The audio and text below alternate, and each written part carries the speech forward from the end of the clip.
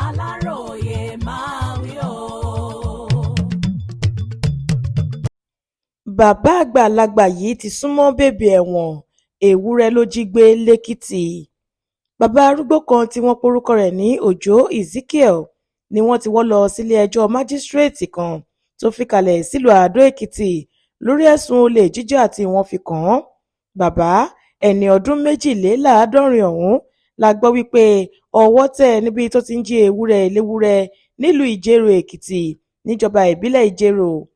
Ọlọ́pàá agbèfọ́ba Rìpẹ́tọ̀ Akínwálé Oríyọmí ní ìṣẹ̀lẹ̀ yìí wáyé ní nǹkan bíi aago 2:15 ọ̀sán lọ́jọ́bọ̀ Thursday ọjọ́ 18 oṣù kínní ọdún 2026 yìí.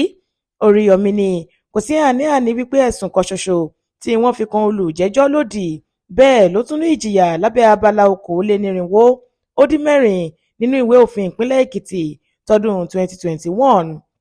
Nígbà tó ń sọ̀rọ̀ lórúkọ oníbàárà rẹ̀, amòfin Joy Raphael tó wá gbẹnusọ fún olùjẹ́jọ́ bẹ̀bẹ̀ fún gbígba béèlì rẹ̀.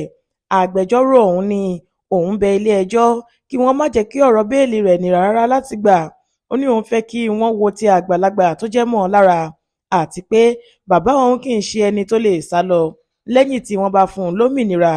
Nígbà tó ń gbé ìpinnu rẹ̀ kalẹ̀, onídàájọ́ Àbáyọ̀mí Adéọ̀sùn gba ẹ̀bẹ̀ agbẹjọ́rò yìí wọlé pẹ̀lú bó ṣe ní kí wọ́n lọ gba béèlì olùjẹ́jọ́ pẹ̀lú $200,000.